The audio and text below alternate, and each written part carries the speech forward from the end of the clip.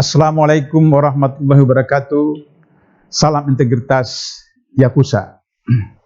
Pemirsa, sekarang kita bicara tentang pilar yang keempat, yaitu objektif. Objektif itu lahir dari sikap seseorang komit terhadap visi dan misi perjuangannya. Komit itu lahir dari sistem atau sikap yang bersifat konsisten. Dan konsisten itu lahir dari sikap jujur. Maka dapat kita katakan jujur melahirkan sikap konsisten, konsisten melahirkan sikap komitmen, komitmen melahirkan sikap objektif. Objektif itu terdiri dari dua pilar. Pertama adil dan lapang dada. Kita bicara tentang pilar pertama adil. Adil itu bahasa Arab, berasal dari kata adalah, artinya proporsional. Ilustrasi yang bisa kita pahami, kalau di rumah ada cangkir dengan tatakannya, maka kemudian di tengah tatakan itu ada lingkaran bulat. Kalau cangkir itu kita taruh tidak persis di lingkaran tengah, maka ketika dibawa dihidangkan, maka dia miring dan kemudian tumpah airnya. Tapi kalau cangkir itu kita taruh persis di tengah betul dari lingkaran tatakan itu, insya Allah kita bawa, kita jalan, kita hidangkan, tidak akan tumpah. Itulah adil adalah proporsional. Nah, bagaimana agar supaya kita proporsional? Maka kemudian kita harus memperhatikan ada timbangan. Ini timbangan kanan 24 kg, 24 karat emas 1 kg, dan ini juga 1 gram emas sepuhan. Sama-sama berat 1 kg. Apakah itu adil? Secara numerik itu adil karena sama-sama 1 kg. Tapi secara substantif itu tidak adil. Kenapa? Karena ini ada 24 karat, nilainya besar, dan ini hanya emas sepuhan, nilainya beda. Ini yang disebut dengan adil objektif dan adil subjektif.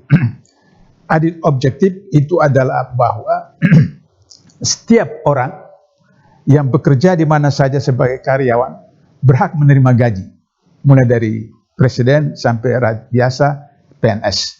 Sedangkan adil substantif adalah makin tinggi jabatannya, makin dapat banyak, makin rendah jabatannya, makin dapat kecil. Oleh karena itu, maka Bapak Ibu kalau di rumah punya 3 anak, 1 SMA, 1 SMP, 1 SD. Maka SMA dapat uang jajan 10.000, SMP dapat 7.000, SD dapat 5.000. Itu adil. Karena yang SMA kebutuhannya lebih tinggi daripada yang SMP. SMP kebutuhannya lebih banyak daripada SD. Sehingga demikian itu adil. Kalau SMA, SMP, dan SD sama-sama dapat 10.000, tidak adil. Sama-sama dapat 5.000, tidak adil. Itu adalah yang disebut dengan adil objektif. Tapi kalau adil substantif, sesuai dengan kebutuhan dan seterusnya. Adil itu dekat dengan takwa. Maka orang yang bertakwa sesuai dengan sila pertama Pancasila, ke Tuhan Yang Maha Esa, maka kemudian tidak terjadi seperti hari ini. Ada orang yang punya lahan 5,2 juta hektar di Indonesia.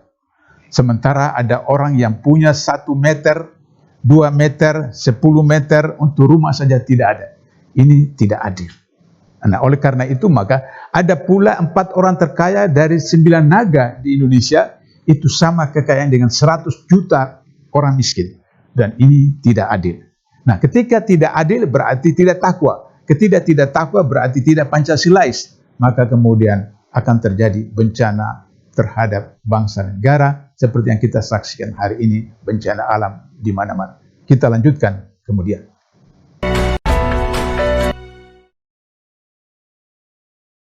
Pemirsa, kita lanjutkan dengan bagian kedua, lapang dada. Lapang dada artinya seseorang itu dalam keadaan apapun menerima dengan jiwa besar. Ketika dia salah, dia akan minta maaf. Ketika dia benar, dia tidak sombong. Ketika dia mendapatkan rezeki yang besar, dia bersyukur. Dan kemudian syukurnya itu dalam bentuk mensedekahkan sekian persen, infak sekian persen, dan seterusnya. Ketika dia mendapat rezeki yang kecil atau tidak sama sekali, dia menerima dengan lapang dada sambil senantiasa bersyukur. Kenapa tidak berrezeki tapi bersyukur? Karena dia bersyukur masih hidup. Dia bersyukur karena masih sehat. Sehingga besok dia bisa kerja lagi. Besok dia bisa masuk kantor lagi. Besok dia bisa ke kebun lagi. Itu syukur lapang dada. Sehingga demikian, maka ketika orang bersikap lapang dada, apapun yang terjadi tidak akan terjadi atas dirinya terhadap lingkungan. Sehingga kita lihat COVID-19 sekarang sudah berapa ribu yang meninggal, sudah berapa puluh ribu atau ratus ribu mendekati jutaan yang terkena karena mereka tidak bersikap lapang dada. Perhatikan, apakah ada pemulung, apakah orang gila di pinggir jalan masuk rumah sakit? Tidak ada, karena mereka tidak ada beban. Sehingga begitu, maka orang yang lapang dada itu selalu berpikir positif, selalu berpikir korektif, selalu bersikap optimistik. Sehingga demikian berarti kalau kita berlapang dada, maka kita memiliki sikap objektif, dan sikap objektif itu kita berlaku adil terhadap diri sendiri, terhadap keluarga, terhadap masyarakat, terhadap bangsa dan negara. Sehingga Rasulullah di dalam salah satu hadisnya yang populer, demi Allah, jika Fatimah binti Muhammad mencuri, pasti kepotong tangannya. Sebab apa? Adil itu dekat dengan takwa, sehingga siapapun, apakah keluarga, apakah masyarakat, bangsa dan negara, harus keadilan ditegakkan. Dalam pengalaman saya 8 tahun di KPK, maka ada 10 pelanggaran kode etik. Dari 10 pelanggaran kode etik itu 6 kali saya jadi ketua majelis kode etik, dan dari 6 kali itu saya pecat 2 orang dari jabatannya, dan kemudian 2 orang saya pecat dari pegawai KPK, dan kemudian 4 orang saya sebagai anggota majelis kode etik, ada yang diberikan SP1, ada yang dimutasi, dan seterusnya. Di antara mereka itu ada sahabat saya, tapi karena adil harus ditegakkan, maka kemudian dengan jiwa besar saya ambil putusan, dan dia juga jiwa besar untuk menerima. Itu adalah bersikap objektif, adil, dan lapang dada. Jumpa lagi pada episode berikut. Assalamualaikum warahmatullahi wabarakatuh. Salam integritas Yakuza.